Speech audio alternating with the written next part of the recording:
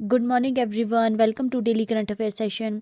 आज हम डिस्कस करेंगे 22 ऑफ अप्रैल के इंपॉर्टेंट करंट अफेयर्स। 22 अप्रैल से जितने भी करंट अफेयर्स आपके एग्जामिनेशन के लिए ज़रूरी रहेंगे उन सभी को हम यहाँ पर डिटेल में डिस्कस करेंगे थ्रू एमसीक्यूज। सेशन काफ़ी इंपॉर्टेंट रहेगा फ्रेंड्स, इसलिए वीडियो को एंड तक ज़रूर देखना। अगर आपने अभी तक मेरे चैनल को सब्सक्राइब नहीं किया है तो प्लीज़ मेरे चैनल को सब्सक्राइब कीजिए, वीडियो को लाइक और शेयर कीजिए। करते हैं सेशन की शुरुआत। आज का हमारा फर्स्ट क्वेश्चन है, why is April 21 celebrated as national civil services day in India. Bharat में 21 अप्रैल को राष्ट्रीय सिविल सेवा दिवस के रूप में क्यों मनाया जाता है? राइट आंसर है इसका option D, that is to remember Sardar Vallabh Bhai Patel 1947 speech calling civil servants the steel frame of India. तो भारत में हर साल 21 अप्रैल को नेशनल सिविल सर्विस डे के रूप में सेलिब्रेट किया जाता है। इस दिन का अगर हम ओरिजिन देखें तो इसका ओरिजिन हुआ था अप्रैल 21 1947 को, जब सरदार वल्लभ भाई पटेल ने एड्रेस किया था first batch of IAS probationers at Metcalfe House New Delhi, और डिस्क्राइब किया था सिविल सर्विसेज को as the steel frame of India. Official celebration government of India ने स्टार्ट की थी 2006 में विज्ञान भवन न्यू दिल्ली में। सिग्निफिकेंस इस दिन का अगर हम देखें तो ये दिन रिकॉग्नाइज करता है रोल जो सिविल सर्वेंट्स का रहता है governance, policy implementation, law and order, rural development और वेलफेयर स्कीम्स में। इसके अलावा ये दिन यहाँ पे एनकरेज करता है excellence, accountability and dedication in public services. इस दिन prime ministers award for excellence in public administration present किए जाते हैं, जो कि रिकॉग्नाइज करता है innovative and outstanding work by the civil servants. Father of Indian civil services किसको कहा जाता है? तो Lord Charles Cornwallis, governor general जो बंगाल के थे 1786 से 1793 तक, जो है उनको रिगार्ड किया जाता है as a father of Indian civil services for introducing reforms and merit based systems. 2026 की थीम क्या रही इस दिन की? तो इस बार की थीम रहती है 2026 की holistic development, saturation of government services. Next question, who was crowned Femina Miss India World 2026 at the grand finale in Bhubaneswar. Bhubaneswar में हुए ग्रैंड फिनाले में फेमिना मिस इंडिया वर्ल्ड 2026 का ताज किसे पहनाया गया है? राइट आंसर इसका हो जाएगा option C, that is Sadhvi Satish Sail from Goa. So Sadhvi Satish Sail from Goa crowned Femina Miss India World 2026 at the Kalinga institute of technology Bhubaneswar on April 18 2026। Runner up अगर हम देखें तो राजनंदिनी पवार महाराष्ट्र से रनर अप रही, secure the first runner up position. Second runner up यहाँ पे रही Shri Advaita from Jammu and Kashmir. ये यहाँ पे जो है 61st एडिशन आयोजित किया गया था फेमिना मिस इंडिया पीजेंट का। प्रीडिसेसर जो थी निकिता पोरवाल, उन्होंने यहाँ पे क्राउन किया out going title holder Nikita Porwal. ठीक है, तो उनके द्वारा जो अभी सतीश सेल जो फेमिना मिस इंडिया बनी है उनको क्राउन किया गया। बैकग्राउंड अगर हम देखें साध्वी का, तो साध्वी एक मॉडल एंटरप्रेन्योर और यूथ आइकन है गोवा से। उन्होंने अपनी स्टडी की है अमृता विद्यालयम और बाद में यूनिवर्सिटी ऑफ ब्रिटिश कोलंबिया। उनके पास डबल एमए की डिग्री रहती है इकोनॉमिक्स और इंटरनेशनल रिलेशंस में, और वो उनके द्वारा एक कंपनी को फाउंड की गई है कंस्ट्रक्शन और डेवलपमेंट सेक्टर में। Next question, when is world Creativity and Innovation day observed and what was it's theme in 2026। विश्व रचनात्मकता और नवाचार दिवस कब मनाया जाता है 2026 का? इसका विषय क्या है? तो राइट आंसर है इसका option B, that is April 21, और इसकी थीम रहेगी harnessing creativity for global progress. हर साल 21 अप्रैल को ऑब्जर्व किया जाता है इस दिन को। इस बार की थीम है harnessing creativity for global progress, जो कि फोकस रखती है turning ideas into impactful solution in technology, entrepreneurship and social development. First time इस दिन को सेलिब्रेट किया गया था 2002 में, और ये जो था इसको इनिशिएट किया गया by creativity expert Marcy Segal के द्वारा। यूएन रिकॉग्निशन अगर हम देखें तो 2017 में यूएन जनरल असेंबली ने पास किया था resolution designating 21 April as the World Creativity and Innovation Day. First official union celebration किया गया 2018 में। पर्पस क्या है इस दिन का? तो ये दिन एम्फेसाइज करता है creativity beyond art as a tool for problem solving, sustainability and innovation,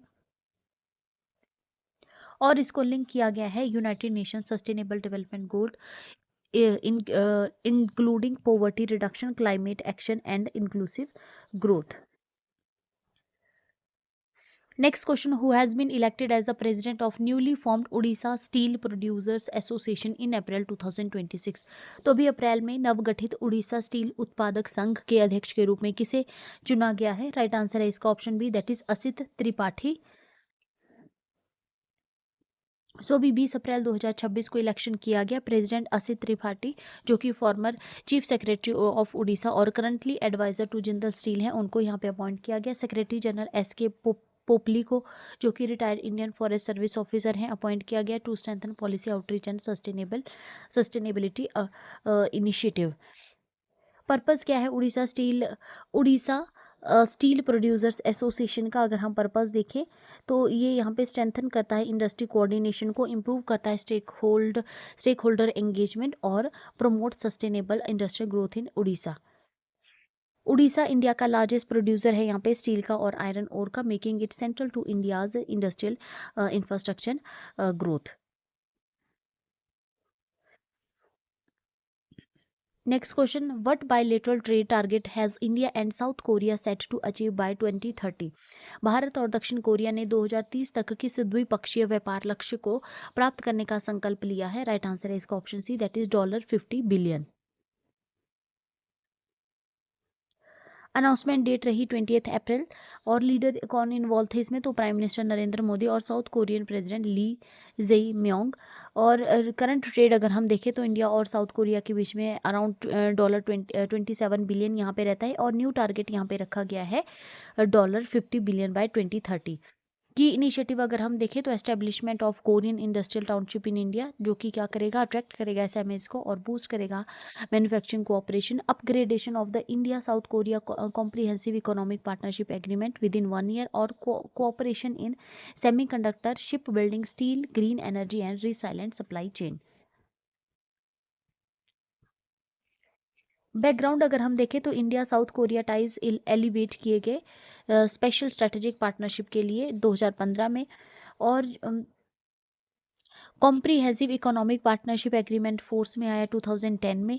major South Korean companies India में कौन सी आ जाती है? तो उसमें सैमसंग, हुंडई, एलजी, किया और पॉस्को यहाँ पे आ जाती है। सिग्निफिकेंस अगर हम देखें तो प्रेसिडेंट ली जेई म्योंग की ये जो विजिट है ये फर्स्ट यहाँ पे देखी जा रही है by a South Korean head of state in over 8 years। Next question: Which famous book written by Desmond Morris in 1967 became an international bestseller and changed public perception in human behavior? Desmond Morris द्वारा 1967 में लिखी गई कौन सी प्रसिद्ध पुस्तक अंतर्राष्ट्रीय best seller बनी और मानव व्यवहार की सार्वजनिक धारणा को बदल दिया? राइट आंसर है इसका option B, that is naked ape. Desmond Morris की अभी 20 अप्रैल 2026 को डेथ हो गई है at the age of 98। Famous work अगर हम देखें तो उनकी बुक द नेक्ड ऐप 1967 में ये एक ग्लोबल सेंसेशन बन गई थी और नियरली इसकी 20 मिलियन कॉपीज जो है वो सेल हुई थी वर्ल्ड वाइड। कॉन्सेप्ट क्या था इसका? तो यहाँ पे जो है वो आर्ग्यू किया गया था that humans despite civilisation remain biologically similar to apes, analysing habit, sexuality, aggression and social behaviour through zoology. Scientific career अगर हम उनका देखें तो उनका जन्म 24 जनवरी 1928 को हुआ था पुर्टोन, न्यू स्विंटन में और जो है वो उन्होंने स्टडी किया था जूलॉजी को at the university of Birmingham, PhD in animal behaviour.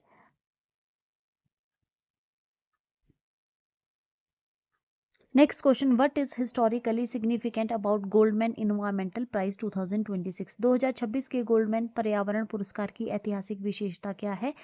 Right answer है इसका option B, that is it was awarded for the first time to 6 women activist from different continents. So अगर हम देखें 2026 का जो एडिशन है यहाँ पे गोल्डमैन इन्वायरमेंटल प्राइज का, तो ये यहाँ पे दिया जा रहा है 6 फीमेल एक्टिविस्ट को जो कि रिकॉग्नाइज करता है work in climate justice, biodiversity protection, indigenous right and anti mining movements.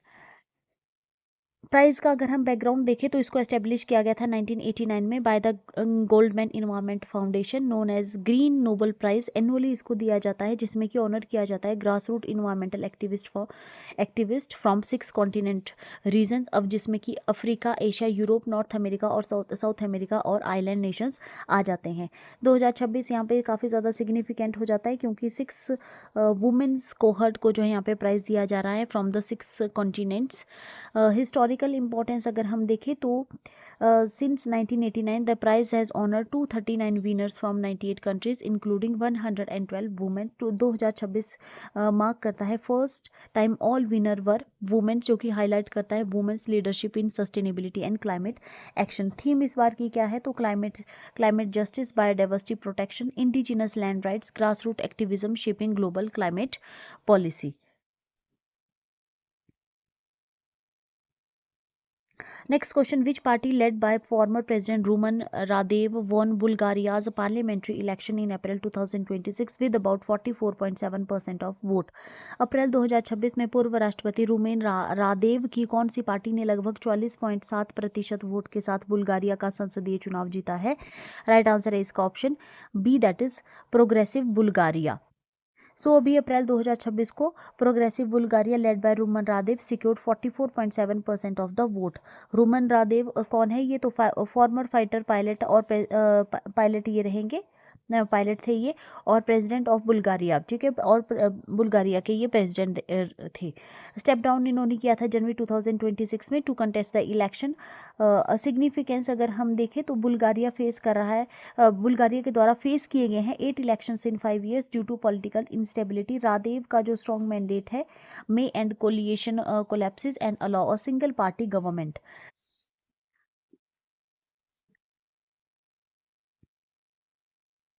Next question, according to the National Initiative for American Space Nuclear Power announced in April 2026, when does US plan to deploy nuclear reactor on the moon?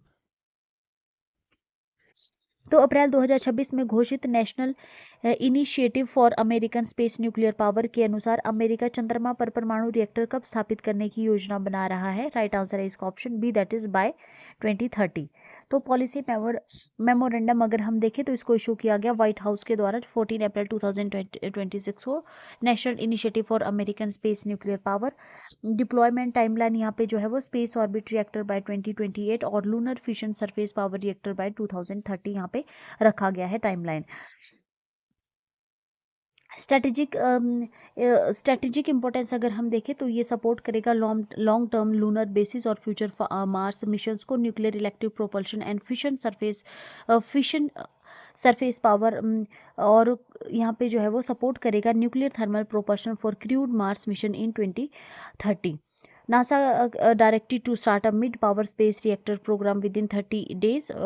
ये जो है यहाँ पे work करेंगे with private vendor to build system reactor designed to generate 20 kilowatt of electricity for at least 3 years in the orbit and 5 years on the moon।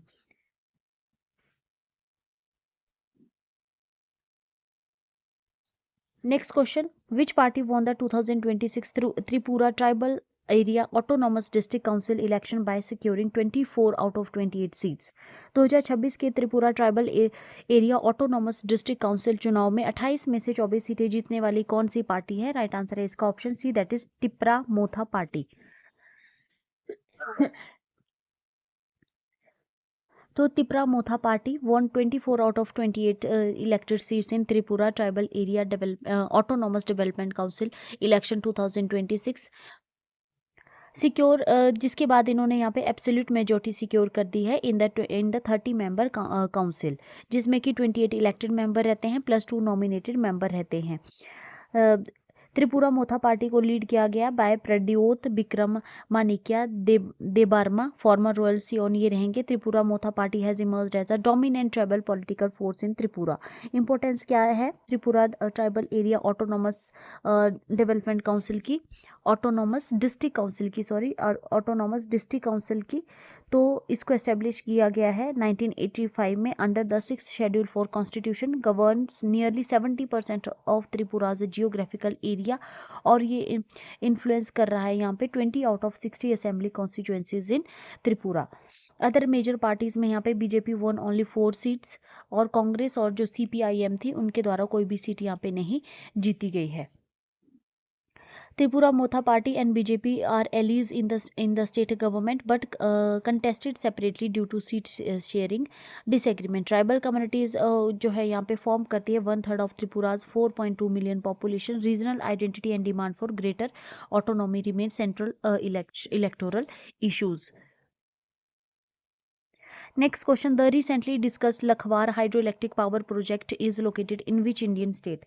हाल ही में चर्चा में रहा लखवार जल विद्युत परियोजना भारत के किस राज्य में स्थित है? राइट आंसर है इसका option B, that is Uttarakhand.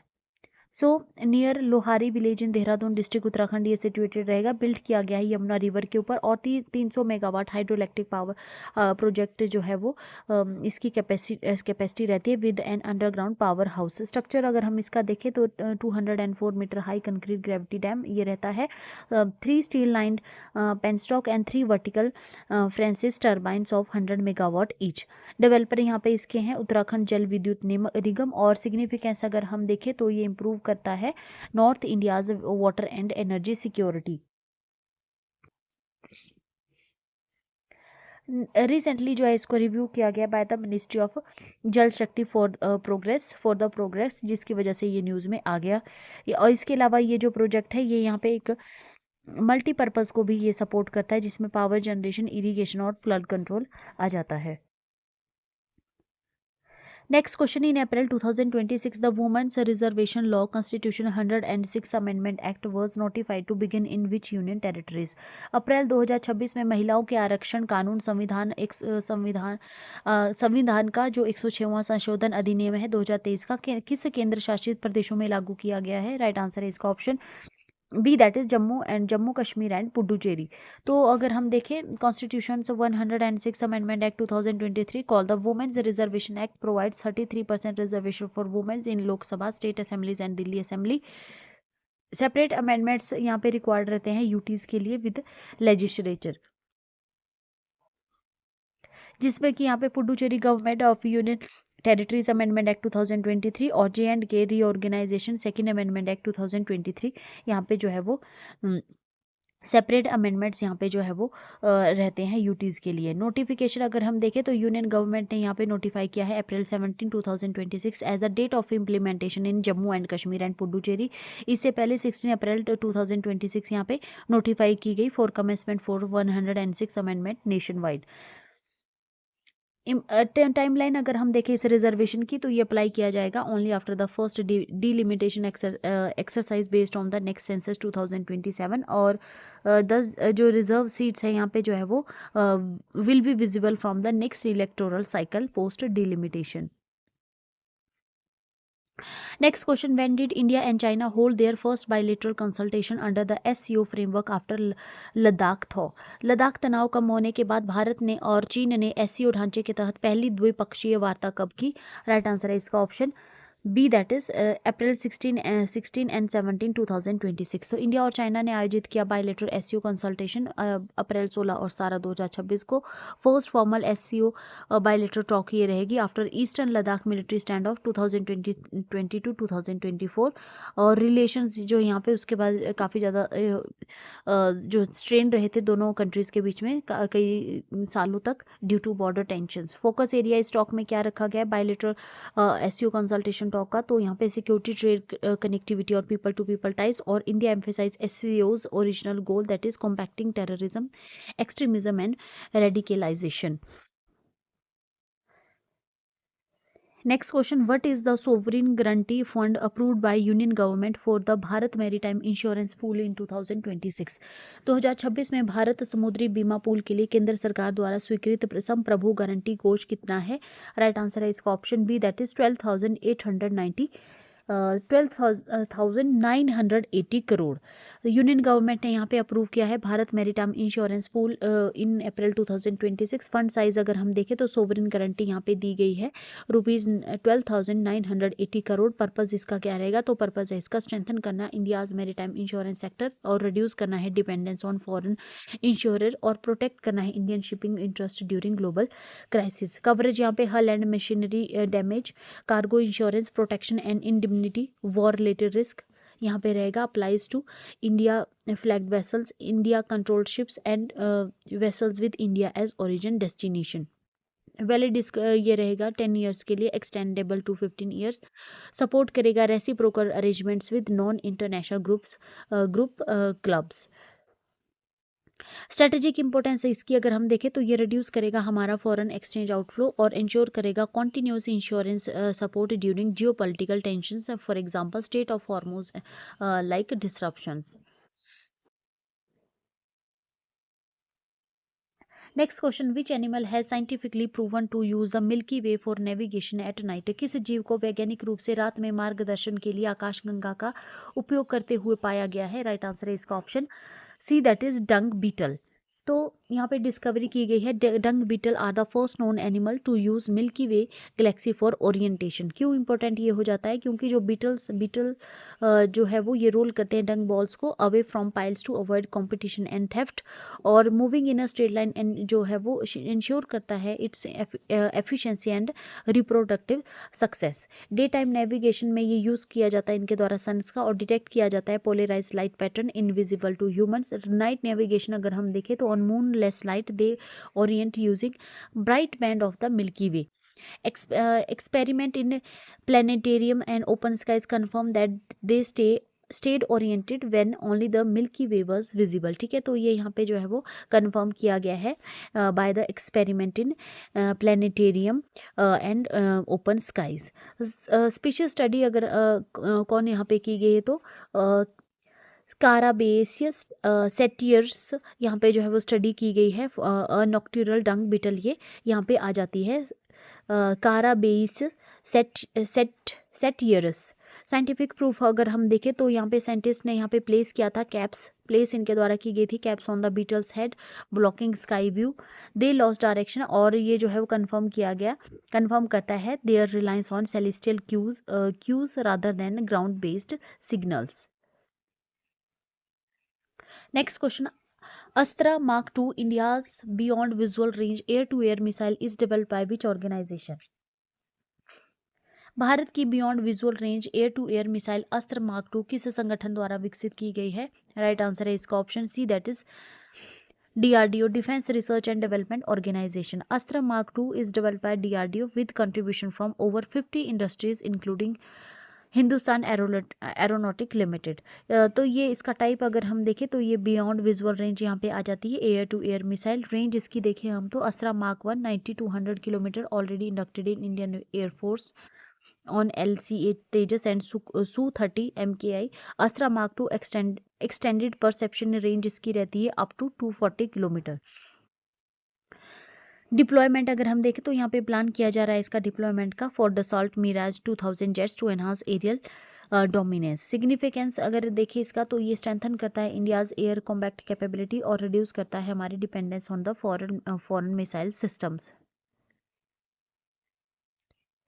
Next question, the Tharu tribe recently in news regarding community forest rights is mainly found in which Indian state? हाल ही में सामुदायिक वन अधिकारों को लेकर चर्चा में रही थारू जनजाति मुख्य रूप से भारत के किन राज्यों में पाई जाती है। राइट आंसर है इसका option B, that is Uttar Pradesh, Uttarakhand, Bihar.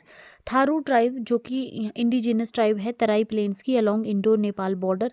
States कौन सी है जिसमें ये मेनली पाई जाती है तो उत्तर प्रदेश, उत्तराखंड और बिहार यहाँ पे मेन स्टेट्स आ जाती है। इसको डिक्लेयर किया गया था शेड्यूल ट्राइब इन 1967। थारूहाती लैंग्वेज इनके द्वारा बोली जाती है। पार्ट है ये इंडो आर्यन सब group of the Indo Eurasian family का। इकोनॉमी इनकी देखें तो ये एग्रीकल्चर, कैटल फिशिंग, हंटिंग और फॉरेस्ट प्रोड्यूस कलेक्शन इनकी इकोनॉमी का बेस रहता है। रिसेंट कंटेक्स्ट अगर हम देखें तो इलाहाबाद हाई कोर्ट ने यहाँ पे अपील्ड किए हैं इनके community forest rights in the Lakhimpur Kheri Uttar Pradesh. Oldest largest ethnic group ये आ जाता है तराई रीजन का थारू ट्राइब।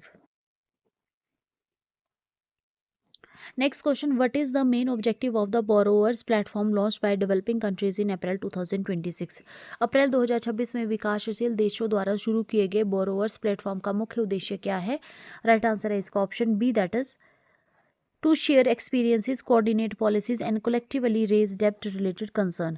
लॉन्च अगर हम देखें तो बोरोवर्स प्लेटफॉर्म यहाँ पे लॉन्च किया गया at the IMF world bank spring meeting 2026। Objective इसका है coordination and dialogue forum for borrowers nations, और हेल्प यहाँ पे किया जाएगा कंट्रीज को, शेयर किए जाएंगे एक्सपीरियंसेस, कोऑर्डिनेट किए जाएंगे डेप्ट पॉलिसीज और कंसर्न रेज किए जाएंगे कलेक्टिवली। लीड किसके द्वारा इसको किया जा रहा है? तो इसको लीड किया जा रहा है by finance ministers supported by technical डेप्ट officials for the policy inputs. अगर सिग्निफिकेंस अगर हम इसका देखें तो इसके द्वारा एड्रेस किया जा रहा है राइजिंग डेप्ट स्ट्रेस अमंग डेवलपिंग कंट्रीज, और करना जो है वो bargaining power in global financial governance, enhances the bargaining power in global financial governance.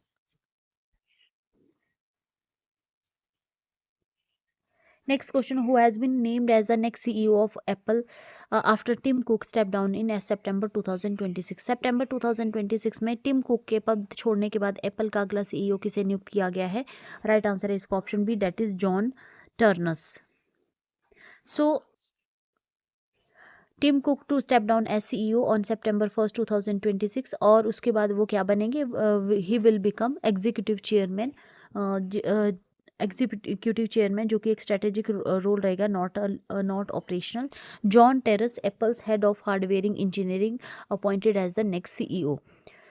Cook का अगर हम टेन्योर देखें तो वो CEO बने थे 2011 में, सक्सीड उन्होंने किया था स्टीव जॉब्स को, और उन्होंने लीड किया है एप्पल को for 15 years.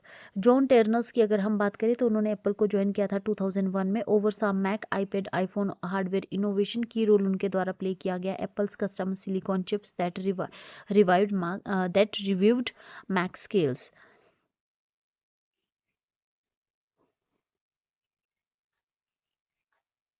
Next question, the newly discovered snake species Calamaria garoensis belongs to which Indian state's hill region? हाल ही में खोजी गई सांप की नई प्रजाति कालामारिया गारोएंसिस भारत के किस राज्य के हिल क्षेत्र से संबंधित है? राइट आंसर है इसका option B, that is Meghalaya. So यहाँ पे स्पीशीज डिस्कवर की गई है Calamaria garoensis snake species. Calamaria commonly called reed snake, small secretive snakes ये रहते हैं दैट लिव अंडरग्राउंड और in leaf litter. Discovery location अगर हम देखें तो गारो हिल्स मेघालय, जो कि पार्ट है इंडो बर्मा बायोडाइवर्सिटी हॉटस्पॉट्स का, यहाँ पे इसको डिस्कवर किया गया है। और डिस्कवरी टीम में यहाँ पे scientist from the help earth Cotton University Assam, Don Bosco's University Mizoram University, Zoological Survey of India and Indonesia's National Research and Innovation Agency यहाँ पे इंक्लूडेड थे डिस्कवरी टीम में। गारो हिल्स क्या की अगर हम इकोलॉजिकल इंपॉर्टेंस देखें तो ये एक डेंस ट्रॉपिकल और सब ट्रॉपिकल फॉरेस्ट यहाँ पे आ जाते हैं। North eastern India is known for its rich her petrological diversity, जिसमें कि रेप्टाइल्स और एम्फीबियंस जो है वो पाए जाते हैं। हर petrological diversity. Next question, what is the objective of AI enabled satellite imaging system Prajna developed by DRDO and handed over to the Ministry of Home Affairs in April 2026? अभी April 2026 में DRDO द्वारा विकसित और गृह मंत्रालय को सौंपे गए AI सक्षम उपग्रह इमेजिंग सिस्टम प्रज्ञा का उद्देश्य क्या है? राइट आंसर है इसका option B, that is to improve real time decision making for internal security operations. तो प्रजना सिस्टम अगर हम देखें तो इसको डेवलप किया गया DRDO centre for artificial intelligence and robotics. Use इसमें किया गया है AI एनेबल सैटेलाइट इमेजिंग का to monitor sensitive region, support ये करेंगे internal security operations, counter terrorism and real time decision making. Hand over इसको किया गया DRDO chairman Sameer V Kamat के द्वारा to the union home minister secretary Govind Mohan in New Delhi. ADC 150 system को अगर हम देखें तो ये एक इंडिजिनस एयर ड्रॉपलर कंटेनर यहाँ पे रहता है। इसको भी टेस्ट किया गया by Indian navy from P-81 aircraft of Goa. Payload capacity इसकी 150 kg आ जाती है। Critical stores, medical supplies and equipments. इसको डेवलप किया गया बाय मल्टीपल DRDO लैब्स, ठीक है ना। मल्टीपल DRDO लैब्स के द्वारा इनको डेवलप किया गया है, जिसमें naval science and technology laboratory Visakhapatnam main lab आ जाती है। Aerial delivery research and development establishment Agra. Parachute system centre for military airworthiness and certification Bengaluru. Flight certification DRDL Hyderabad. Instrumentation support और trial conducted between 21 Feb to 1 March 2026। Strategic importance इसकी क्या है, तो दोनों system reflect करते हैं इंडिया का आत्मनिर्भर Bharat push for defence Reliance और रिड्यूस करते हैं हमारी dependence on foreign systems. Next question, what is the main objective behind Japan's decision to end its ban on lethal weapon export in April 2026? अभी April 2026 में जापान द्वारा घातक हथियारों के निर्यात पर प्रतिबंध समाप्त करने का मुख्य उद्देश्य क्या है? राइट आंसर है इसका option B, that is to strengthen defence partnership and boost domestic defence industry. तो अगर हम बैकग्राउंड देखें, वर्ल्ड वॉर 2 के बाद जापान ने अडॉप्ट किया था पैसिफिस्ट कॉन्स्टिट्यूशन आर्टिकल 9, जो कि रिस्ट्रिक्ट करता है मिलिट्री रोल टू सेल्फ, जो कि रिस्ट्रिक्ट करता है military role to self defence. इससे पहले एक्सपोर्ट्स लिमिटेड यहाँ पे था टू नॉन लिथल इक्विपमेंट्स, जिसमें रेस्क्यू, ट्रांसपोर्ट, सर्विलेंस और माइन स्वीपिंग आ जाते हैं। पॉलिसी चेंज यहाँ पे किया गया है अप्रैल 2026 में। Japan now permits exports of lethal defence equipment, जिसमें कि fighter aircraft, missile and destroyers आ जाते हैं। ऑब्जेक्टिव क्या है इसका, क्यों यहाँ पे जापान के द्वारा ऐसा किया गया है, तो ये जापान का यहाँ पे जो ऑब्जेक्टिव है वो है रिस्पॉन्ड उनके द्वारा किया गया है to the regional security concern, जिसमें कि China, North Korea, Indo Pacific tensions आ जाती है। मेन रीजन यहाँ पे रहता है strengthen defence partnership with Australia, US, Britain and Italy, और बूस्ट डोमेस्टिक डिफेंस इंडस्ट्री यहाँ पे आ जाता है, जो कि रिड्यूस करता है डिपेंडेंस ऑन इम्पोर्ट्स। इनिशियली जो इम्प्लीमेंटेशन है उसको लिमिट किया गया है 17 कंट्रीज़ के लिए विद डिफेंस ट्रांसफ़र एग्रीमेंट्स। जितनी भी डील की जाएगी उसमें अप्रूवल लिया जाएगा जापान की नेशनल सिक्योरिटी काउंसिल से। इनिशियली यहाँ पे अवॉइड किया गया है export of the weapons to the countries actively engaged in war. Next question, who won the Laureus world sportsman of the year award at the 2026 ceremony held in Madrid? 2026 में Madrid में आयोजित Laureus world sports award में world sportsman of the year का award किसने जीता है? Right answer है इसका option C, that is Carlos Alcaraz. So event जो है वो आयोजित किया गया Laureus world sports award 2026 Madrid Spain में। Sports man of the year का अवार्ड दिया गया कार्लोस अल्कराज को। Won multiple grand slam titles, reclaim number 1 youngest winner at the age of 22। Sports women of the year का award दिया गया Arena सेबलिंका, tennis से ये भी टेनिस से आ जाते हैं। टीम ऑफ द ईयर का अवार्ड दिया गया Paris Saint Germain. Historic season इनका यहाँ पे रहा, first UEFA champion league title इनके द्वारा जीता गया। Breakthrough of the year Lando Norris became Formula 1 world champion. Comeback of the year Rory McIlroy master victory completed career grand slam. और young sports person Lamine Yamal यहाँ पे रही, FC Barcelona at the age of 17। Action sports person Chloe Kim, winter sports dominance उनके द्वारा यहाँ पे show की गई। और sports person with disability Gabriel Araujo यहाँ पे रही, shows excellence in para sports.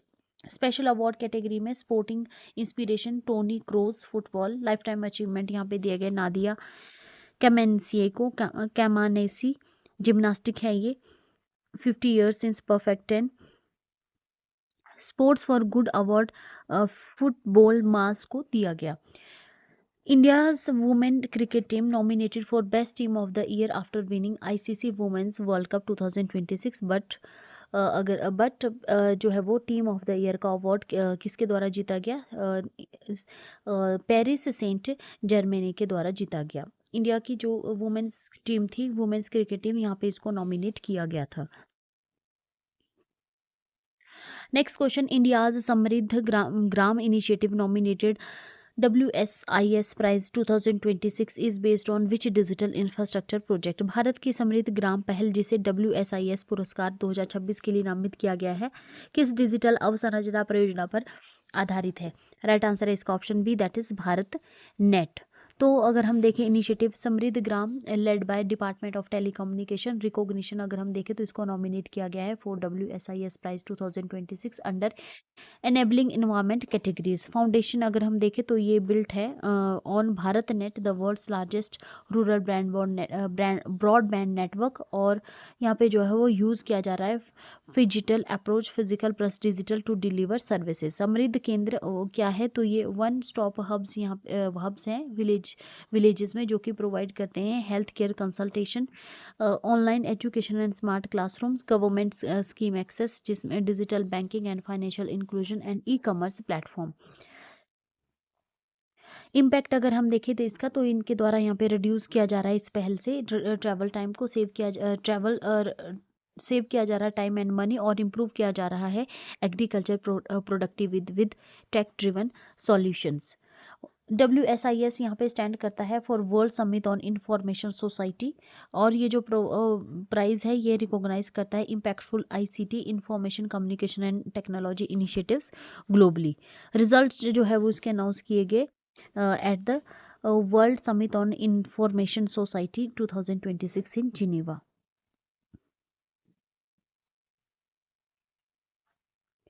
Geneva में जो है वो इसके रिजल्ट WSIS फोरम दो जो कि जिनेवा में आयोजित की जाएगी उसमें जो है वो अनाउंस किए जाएंगे।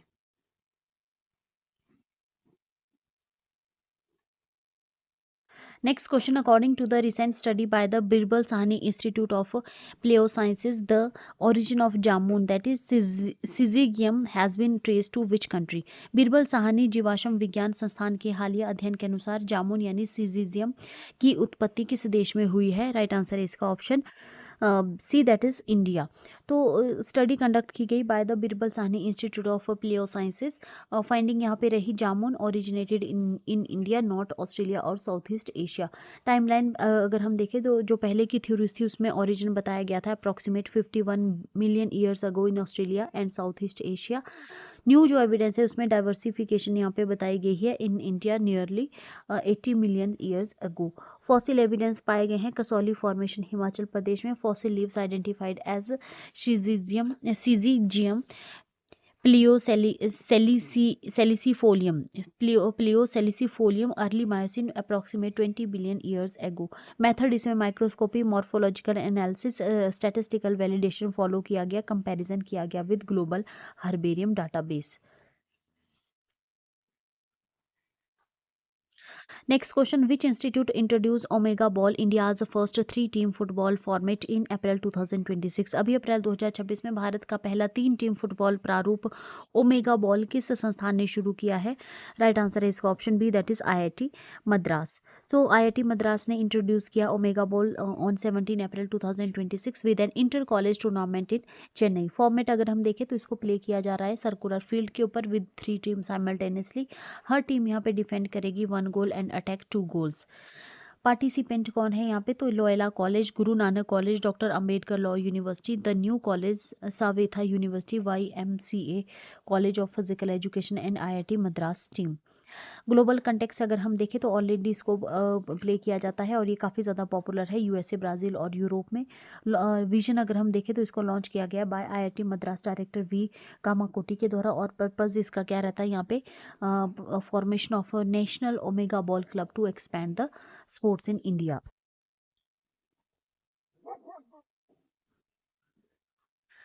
Next question, where was the inaugural ICC Women's T20 International Challenge Trophy 2026 launch? तो ICC महिला T20 चैलेंज ट्रॉफी 2026 का उद्घाटन कहाँ किया गया? राइट आंसर है इसका option B, that is Kigali Rwanda. ठीक है, तो ICC launch the first ever women's T20 international challenge trophy in Rwanda. Start इसको किया गया है 18 अप्रैल 2026 को, और ये 2 मई 2026 तक इसको प्ले किया जाएगा। वेन्यू है इसका गहांगा क्रिकेट स्टेडियम किगाली, और फॉर्मेट में यहाँ पे डबल राउंड रोबिन यहाँ पे रहेगा। Each team play every other team twice. Participating team यहाँ पे रुआंडा, इटली, नेपाल, यूएस और वानुआतू यहाँ पे रहेंगी। ओपनिंग मैचेस में रुआंडा और इटली के द्वारा प्ले किया जाएगा। Nepal versus USA and then Vanuatu versus Rwanda. Objective इसका क्या है, तो यहाँ पे जो है वो स्ट्रेंथन करना है associate nations in women's cricket, और प्रोवाइड करना है international exposure to emerging teams. Next question, where is the ISSF junior world cup 2026 being held. ISSF junior world cup 2026 कहाँ आयोजित किया जा रहा है? राइट आंसर है इसका option B, that is Cairo, Egypt. तो ISSF जूनियर वर्ल्ड कप 2026 जो कि ऑर्गेनाइज किया जाता है इंटरनेशनल शूटिंग स्पोर्ट्स फेडरेशन के द्वारा, इसको आयोजित किया जा रहा है Egypt international Olympic city Cairo में, और ओपनिंग इसकी की गई 21 अप्रैल को। इसकी ओपनिंग कर दी गई है। इवेंट यहाँ पे जो है उसमें प्ले किया जाएगा यहाँ पे rifle, pistol and shotgun competitions. India की अगर हम पार्टिसिपेशन देखें तो इंडिया से स्ट्रॉन्ग यहाँ पे 71 मेंबर कॉन्टिजेंट पार्टिसिपेट कर रहा है, including 58 athletes per sporting staff. Opening event में यहाँ पे 25 metre pistol precision man and women रहेगा, स्कीट 75 टारगेट्स, और फर्स्ट मेडल इवेंट्स में 10 metre air rifle women and 10 metre air pistol man यहाँ पे जो है वो आ जाएंगे। इंडियन की एथलीट अगर हम देखें तो 10 मीटर एयर राइफल वुमेन में यहाँ पे शांभवी क्षीर सागर यहाँ पे रहेगी, और अनुष्का थोकुअर, मान्यता सिंह, अनीशा शर्मा, अन्वी राठौड़ और पनाहा भुर्गा यहाँ पे आ जाती है। बुगरा, पनाहा बुगरा यहाँ पे जो है वो इंडिया से 10 मीटर एयर राइफल वुमेन के द्वारा जो है वो पार्टिसिपेंट्स ये रहेंगे। 10 मीटर एयर पिस्टल मैन को लीड किया जा रहा है by Shiva Narwal, former junior world championship ये है, और उसके बाद अभिनव देशवाल, अभिनव चौधरी, अभय धामा और हिमांशु राणा एंड चिराग शर्मा के द्वारा पार्टिसिपेट किया जाएगा।